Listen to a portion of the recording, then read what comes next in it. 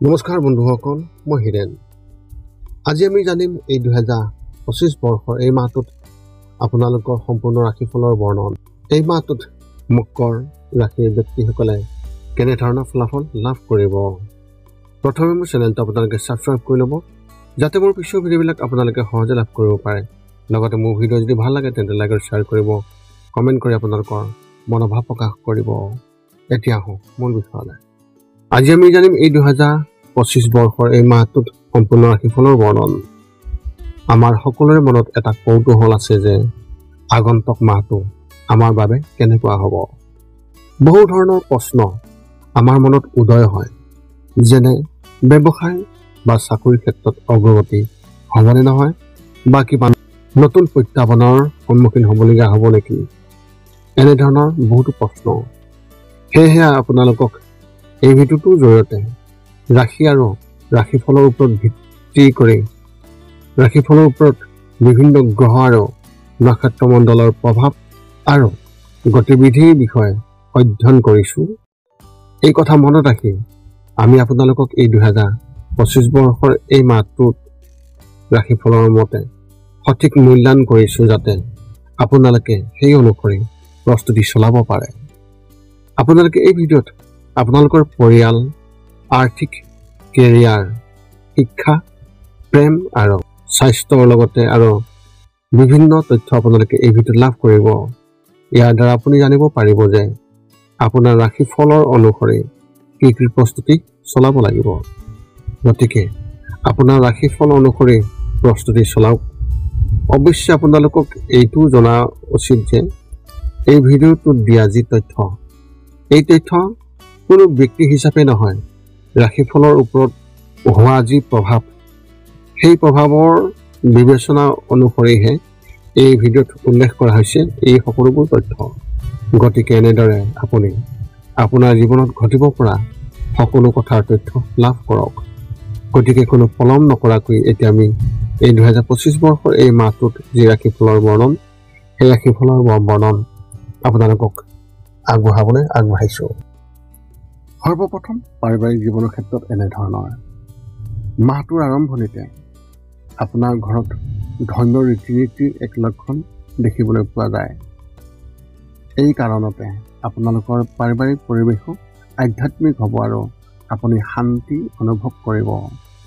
সকলো সদস্যৰ মাজত পাৰস্পৰিক বুজাবুজি বৃদ্ধি পাব, কিন্তু মাহৰ শেষত পৰিয়ালৰ সদস্যবোৰে বিবাদত আবদ্ধ হৈ পৰিব পাৰে। ঘৰখনত সকলো বস্তুৰ সুখ আৰু শান্তিৰ সৈতে থাকিব, কিন্তু এটা প্ৰয়াস হ'ব কোনোবাই নিজেই কৰিবলৈ। এনে পৰিস্থিতিত ঘৰৰ বাহিৰৰ মানুহক আপোনালোকে যিকোনো কথা কোৱাৰ পৰা বিৰত থাকিব আৰু সকলোকে সন্মানেৰে ব্যৱহাৰ কৰিব। যদি আপোনাৰ কাৰোবাৰ লগত ব্যক্তিগত শত্ৰুতা আছে, তেন্তে তেওঁলোকৰ লগত সাৱধান হওক। ব্যৱসায় আৰু চাকৰিৰ ক্ষেত্ৰত এনেধৰণৰ। যদি আপুনি ব্যৱসায়ৰ ক্ষেত্ৰত লাভত থাকিব আৰু যদি আপুনি ক'ৰবাত বিনিয়োগ কৰিছে, তেন্তে তাৰ পৰা লাভ পাব।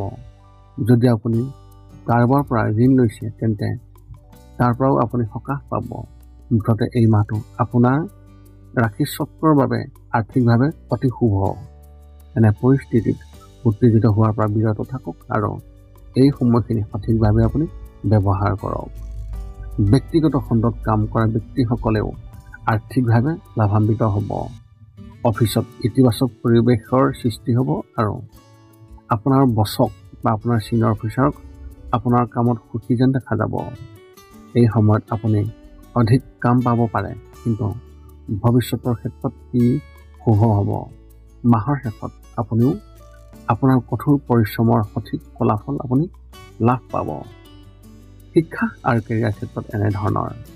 যদি আপুনি কলেজত পঢ়ি আছে, তেন্তে এই মাহত পঢ়া শুনাত কোনো ধৰণৰ বাধা আহিব আৰু আপুনি কি কৰিব লাগে বুজি নাপাব। এনে পৰিস্থিতিত কাৰোবাৰ নিৰ্দেশনা অতি উপযোগী হ'ব পাৰে। বন্ধুৰ লগত নতুন কিবা এটা আৰম্ভ কৰাৰ কথা আপুনি ভাবিব পাৰে। বিদেশী ভাষা শিক্ষণ পাঠ্যক্ৰমো যোগদান কৰিব পাৰে। যদি আপুনি চৰকাৰী পৰীক্ষাৰ বাবে প্ৰস্তুতি চলাই আছে, তেন্তে এই মাহত সাৱধান হওক, কাৰণ কিছুমান ঠাইৰ পৰা অতি ভাল সুযোগ পাব, কিন্তু গুৰুত্ব নিদিয়াৰ বাবে আপোনালোকে সেই কামৰ পৰা আপোনালোকে লাভ নাপাব পাৰে বা সেই কাম আপোনাৰ হাতৰ পৰা ওলাই যাব পাৰে। এবাৰ যোৱাৰ পিছত আপুনি ইয়াক ঘূৰাই পাব নোৱাৰিব। গতিকে ইতিমধ্যে সজাগ হৈ থাকক। প্ৰেমৰ ক্ষেত্ৰত এনেধৰণৰ যদি আপুনি কিছু সময় বা মাহ ধৰি কাৰোবাৰ প্ৰেমত আছে বা কাৰোবাৰ প্ৰেমৰ সম্পৰ্কত আছে, তেন্তে এই মাহত আপুনি কিছুমান কথাৰ বিষয়ে আপোনাৰ সঙ্গীৰ সৈতে ভৱিষ্যতৰ কৌশল প্ৰস্তুত কৰিব। আপোনালোক দুয়োজনে ইজনে সিজনৰ লগত অধিক জীৱন কটাবলৈ সিদ্ধান্ত ল'ব। আপুনি পৰিয়ালৰ সদস্যসকলৰ সৈতে এই বিষয়েও কথা পাতিব পাৰে বা এই বস্তুটো ঘৰৰ এজন সদস্যৰ সৈতে শ্বেয়াৰ কৰিব পাৰে। পিছলৈ আপোনাক একেজন সদস্যই সহায় কৰিব। বিবাহিত জীৱন যাপন কৰা ব্যক্তিসকলে এই মাহত নিজৰ প্ৰেম জীৱনৰ নিশ্চয়তাৰ সন্মুখীন হ'ব। আপোনাৰ সঙ্গীৰ প্ৰতি আপোনাৰ আকৰ্ষণ কম হ'ব আৰু বেছিও হ'ব পাৰে। এই মাহটো আপোনালোক দুয়োৰে বাবে ইমান ভাল নহয়। এনে পৰিস্থিতিত আপুনি আপোনাৰ ইগোক আপোনাৰ ওপৰত আধিপত্য বিস্তাৰ কৰিবলৈ নিদিব আৰু সংযমৰ সৈতে কাম কৰিবলৈ চেষ্টা কৰক। স্বাস্থ্যৰ ক্ষেত্ৰত এনেধৰণৰ এই মাহটো স্বাস্থ্যৰ ক্ষেত্ৰত ইমান ভাল নহয়। যিকোনো বস্তুলৈ বিৰক্তি বা এলাৰ্জিজনিত সমস্যাৰ সৃষ্টি কৰিব পাৰে। বিৰক্তি বা চকুৰ লগত জড়িত আন যিকোনো সমস্যাই বিৰক্ত কৰিব পাৰে। এনে পৰিস্থিতিত নিজৰ যত্ন লওক আৰু প্ৰতিদিনে ঠাণ্ডা পানীৰে মুখ ধুবলৈ বা চকু ধুবলৈ চেষ্টা কৰক। যদিও শীতকালৰ বতৰ, কিন্তু তথাপিও দিনটোৰ বাবে এবাৰ হ'লেও আপুনি ঠাণ্ডা পানীৰে চকু ধুই থাকিলে অতি ভাল হ'ব। মানসিকভাৱে সুস্থ হৈ থাকিব আৰু কোনো ধৰণৰ সমস্যাত বিঘ্নিত নহ'ব। যিকোনো ধৰণৰ উদ্বিগ্নতা আঁতৰাবলৈ ৰাতি শুই থাকোঁতে অতি কমেও 15 মিনিট ধ্যান কৰাৰ অভ্যাস গঢ়ি তোলক আৰু ৰাতিপুৱা যোগাসন কৰক। আপোনাৰ এই মাহত শুভ সংখ্যা হিচাপে 7 আৰু শুভ ৰং হিচাপে আপুনি সেউজীয়া ৰং ব্যৱহাৰ কৰিব পাৰে। মকৰ ৰাশি ব্যক্তিসকলৰ বাবে এক বিশেষ তথ্য আগবঢ়োৱা হৈছে। আপুনি কাৰোবাৰ লগত ছ'চিয়েল মিডিয়াত কথা বতৰা আৰম্ভ কৰিব। তেওঁলোক আপোনাৰ ভাল বন্ধু হ'ব পাৰে। এনে পৰিস্থিতিত প্ৰাৰম্ভিক সময়ছোৱাত ব্যক্তিগত তথ্য শ্বেয়াৰ নকৰিব আৰু প্ৰথমে সেইবোৰ বিষয়ে ভালদৰে জানি লওক, নহ'লে পিছত আপোনাৰ বাবে সমস্যা হ'ব। এতিয়া আপুনি সকলো তথ্য লাভ কৰাৰ পিছত এই 5টা কাম কৰিবলৈ আপুনি যিমান পাৰে চেষ্টা কৰক। সৰ্বপ্ৰথমটো হৈছে আপুনি আপোনাৰ শৰীৰটো সুস্থ কৰি ৰাখিবলৈ দৈনিক যোগাসন কৰক, য'ত মূলতঃ 10 মিনিটৰ বাবে ওমকাৰ মন্ত্ৰ, 10 মিনিটৰ বাবে কপালভাতি আৰু 10 মিনিটৰ বাবে অনুলোম বিলোম। ইয়াৰ লগে লগে আপোনাৰ শাৰীৰিক আৰু মানসিক স্বাস্থ্য একেবাৰে নিখুঁত হৈ থাকিব। 2 নম্বৰটো হৈছে ৰাতি শোৱাৰ আগতে নিস্তব্ধ আৰু নিৰ্জন ঠাইত 10 পৰা 20 মিনিট ধ্যান কৰিব লাগে। ইয়াৰ দ্বাৰা 2টা উপকাৰ পোৱা যায়। এটা হ'ল আপুনি ভাল টোপনি পাব আৰু দ্বিতীয়টো হৈছে পিছদিনা আপুনি সতেজ অনুভৱ কৰিব। ধ্যান কৰি থাকোঁতে মধ্যমীয়া শব্দৰ শান্ত সংগীতো আপুনি শুনিব পাৰে। 3 নম্বৰটো হৈছে প্ৰতি মংগলবাৰে পুৱা নিশ্চয় হনুমান চালিচা পাঠ কৰক আৰু হনুমান মন্দিৰ দৰ্শন কৰক, নতুবা আপুনি বিষ্ণু মন্দিৰ দৰ্শন কৰক। ইয়াৰ দ্বাৰা আপোনাৰ আৰু আপোনাৰ পৰিয়ালৰ যিকোনো সদস্যৰ সংকট দূৰ হ'ব আৰু সদায় সুখ আৰু শান্তি থাকিব।